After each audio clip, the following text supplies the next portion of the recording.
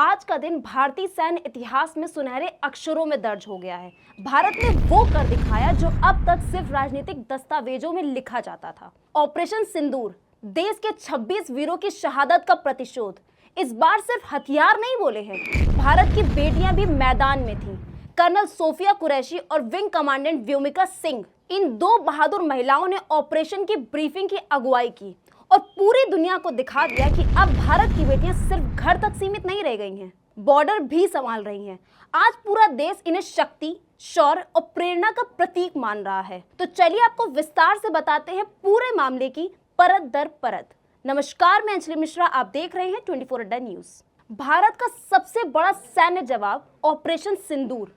पाकिस्तान और पीओके में मौजूद आतंकी ठिकानों पर भारत ने मिसाइल हमले किए। ये जवाब है पहलगाम हमले का, जिसमें हमारे 12 जवान शहीद हुए। भारत ने पहली बार पाकिस्तान की सरहद के अंदर जाके इतनी बड़ी सैन्य कार्रवाई की और नाम दिया ऑपरेशन सिंदूर।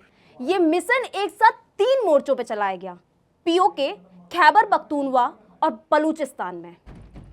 इस ऑपरेशन की प्लानिंग बेहद गोपनीय तरीके से रही।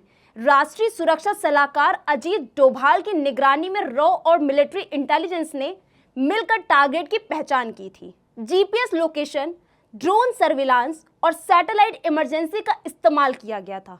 सूत्रों के मुताबिक सेना और खुफिया एजेंसी ने इस मिशन की तैयारी पिछले 1 हफ्ते से कर रखी थी। तो चलिए अब हम आपको बताते हैं कि कहां-कहां हमला हुआ। पहला हमला पीओके में मुजफ्फराबाद के पास एक बड़े आतंकी ट्रैकिंग कैंप पर। दूसरा हमला खैबर पख्तूनख्वा में एक लॉन्च पैड को टारगेट किया गया और तीसरा हमला बलूचिस्तान के एक गुप्त ठिकाने पर। सूत्रों के मुताबिक इन हमलों में करीब 70 से ज्यादा आतंकी मारे गए, जिसमें कई टॉप कमांडेंट भी शामिल थे। अब आपके जहन में सवाल उठ रहा होगा कि आखिर इस ऑपरेशन का नाम सिंदूर क्यों रखा गया। सेना के सूत्रों के मुताबिक ये नाम उन वीर शहीदों के सम्मान में रखा गया जिनके खून की हर बूंद देश के माथे का सिंदूर बनी है। इस पर प्रधानमंत्री नरेंद्र मोदी का बयान आया है। उन्होंने कहा, ये नया भारत है जो आतंक का जवाब घर में घुस कर देता है। वहीं रक्षा मंत्री राजनाथ सिंह ने कहा, सेना को पूरी छूट थी और उन्होंने अपने पराक्रम से देश का सिर ऊंचा कर दिया है। विदेश मंत्रालय ने कहा, अंतर्राष्ट्रीय मंचों पर भी पाकिस्तान को घेरा जाएगा। अब आपको बताते हैं कि 3 स्तरों पर हमला एक साथ हुआ। ऑपरेशन एक साथ 3 जोनों में किया गया, जिसमें दुश्मन को प्रतिक्रिया करने का मौका न मिल पाए। पीओके में एलओसी के पास हमला, खैबर पख्तूनख्वा में आतंकी ट्रैकिंग कैंप पर हमला और बलूचिस्तान में एक गुप्त ठिकाने को ध्वस्त कर दिया गया। सूत्रों के अनुसार इस ऑपरेशन में भारत ने पहली बार हाइपरसोनिक क्रूज मिसाइल का सीमित इस्तेमाल किया है। ये मिसाइलें 5 गुना से अधिक स्पीड से टारगेट को भेदने में सक्षम हैं। 2019 बालाकोट एयर स्ट्राइक के विपरीत इस भारत ने अपने एयर स्पेस से ही टारगेट को निशाना बनाया। मिसाइलें इतनी सटीक थीं कि सिर्फ आतंकी ठिकाने ही नष्ट हुए हैं, आम नागरिकों को कोई नुकसान नहीं पहुंचा है। ऑपरेशन सिंदूर भले ही थल सेना की कार्रवाई थी, लेकिन एयरफोर्स और नौसेना भी पूरी तरह से अलर्ट पर थी।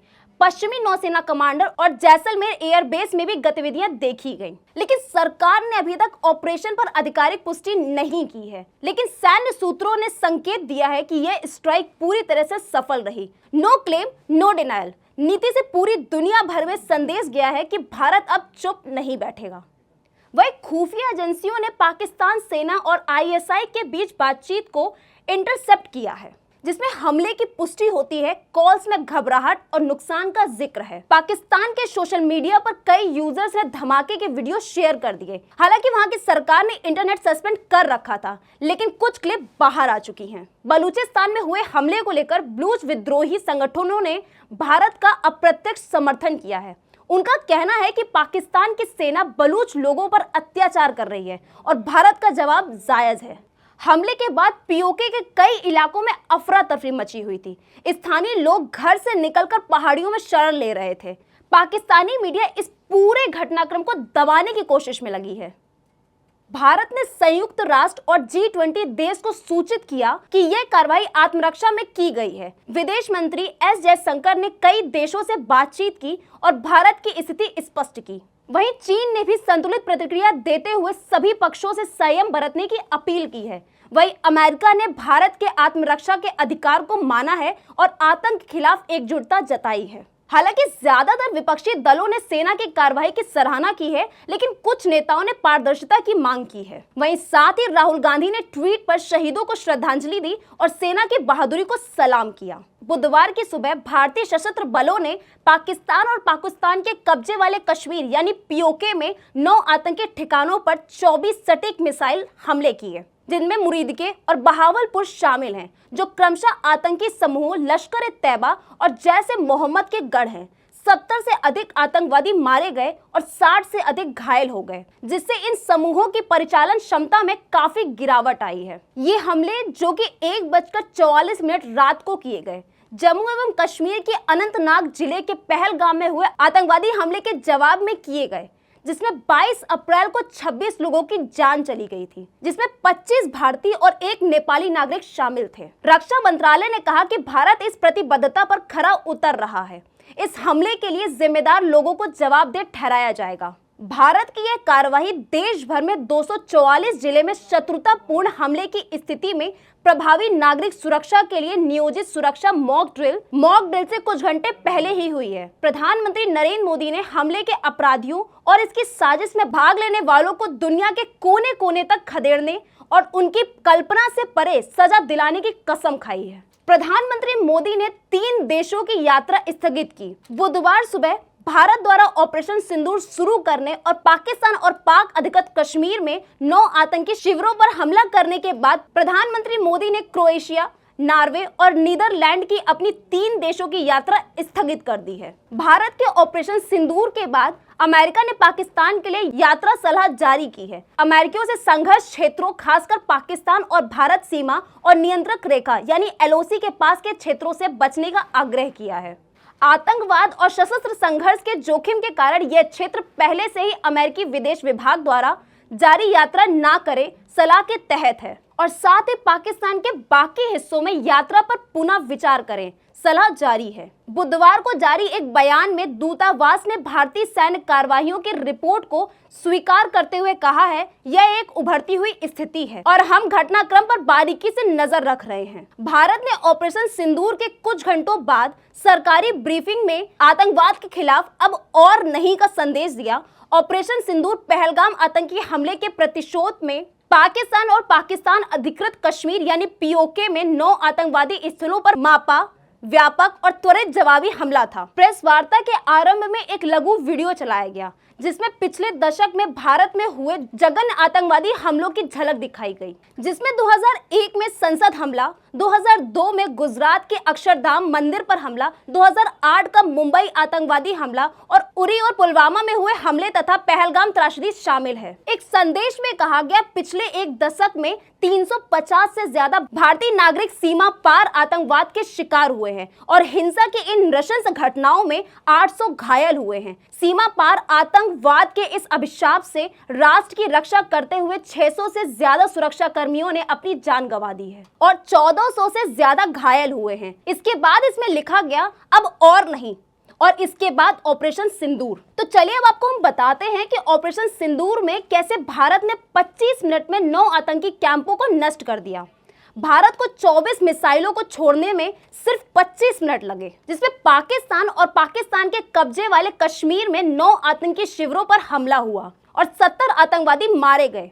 7 मई को रात 1:05 से 1:30 तक चले ये हमले भारतीय सेना, नौसेना और वायुसेना द्वारा संयुक्त रूप से ऑपरेशन सिंदूर के नाम किए गए। इसके उपरांत नई दिल्ली में एक प्रेस वार्ता में विदेश सचिव विक्रम मिस्री ने कर्नल सोफिया कुरैशी और विंग कमांडेंट व्योमिका सिंह के साथ कहा कि यह ऑपरेशन जम्मू कश्मीर के पहलगाम में 22 अप्रैल को हुए आतंकी हमले का नियतपूर्ण और अनुपातिक जवाब था। ऑपरेशन सिंदूर पर आज भारत की ब्रीफिंग में एक मजबूत और महत्वपूर्ण संदेश दिया गया, क्योंकि 2 महिला अधिकारियों कर्नल सोफिया कुरैशी और विंग कमांडेंट व्योमिका सिंह ने इसका नेतृत्व किया, जिसमें 22 अप्रैल को पहलगाम में हुए आतंकवादी हमले पर प्रकाश डाला गया, जिसमें 26 लोग मारे गए थे। ब्रीफिंग का नेतृत्व करने वाली महिला अधिकारियों का चयन शक्तिशाली है क्योंकि ये शक्ति और बलिदान का प्रतीक है। ये भारत के आतंकवाद विरोधी अभियान सिंदूर का भी प्रतीक है। पहलगाम हमले में आतंकवादियों द्वारा पुरुषों की हत्या के बाद विधवा हुई महिलाओं को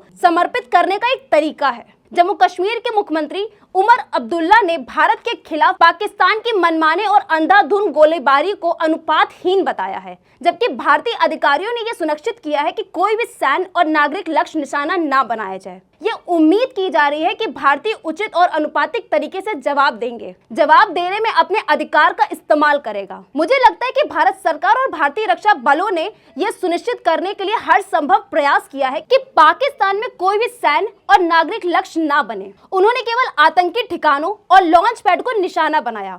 दुर्भाग्य से जवाबी कार्रवाई अनुपातहीन रही। श्री अब्दुल्ला ने सीमा और नियंत्रक रेखा क्षेत्रों में सुरक्षा और तैयारियों का आकलन करने के लिए एक बैठक आयोजित करने के बाद कहा, ऑपरेशन सिंदूर भारत द्वारा अब तक किए गए किसी भी मिशन से अलग क्यों है। 2016 में उरी सर्जिकल स्ट्राइक हुई, 2019 में बालाकोट एयर स्ट्राइक और अन्य पिछले भारतीय अभियानों के विपरीत जो पैमाने और दायरे में सीमित थे, ऑपरेशन सिंदूर तकनीकी रूप से मजबूत और व्यापक है और साथ ही भारत द्वारा अब तक के किए गए किसी भी मिशन से अलग था। पाकिस्तान के कब्जे वाले क्षेत्र में अंदर तक हमला करने के कदम ने एक बात उजागर की, पिछले सिद्धांत से विचलन। ऑपरेशन सिंदूर न केवल बालाकोट ऑपरेशन के बाद भारत द्वारा किया गया सबसे बड़ा सीमा पार हमला था, बल्कि यह भारत की रणनीति स्थिति में एक विकास का भी प्रतिनिधित्व करता था। तो ये थी पूरी कहानी ऑपरेशन सिंदूर की।